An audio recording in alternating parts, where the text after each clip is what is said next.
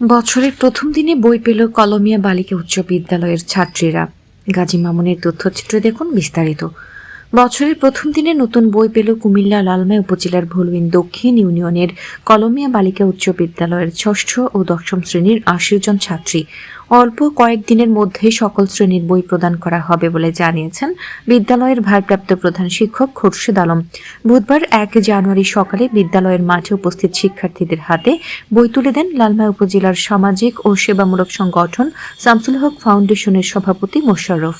এ সময় আরও উপস্থিত ছিলেন সমাজসেবক আলহাজ হানিফ মিয়া, মাস্টার আনোয়ার হোসেন, শাহাবুদ্দিন মজুমদার, যুবদল নেতা শহীদুল ইসলাম সুমন, বিএনপি নেতা ফয়েজুল্লাহ, যুবদল নেতা ফারুক হোসেন, স্বেচ্ছাসেবক দল নেতা মাকসুদ রহমান, স্বেচ্ছাসেবক দল নেতা শাহ আলম, বিদ্যালয়ের সহকারী শিক্ষক তরুণ কান্তি দেবনাথ, সহকারী শিক্ষক আব্দুল মোতালেব, সহকারী শিক্ষক খুরশেদ আলম সহ অনেকে।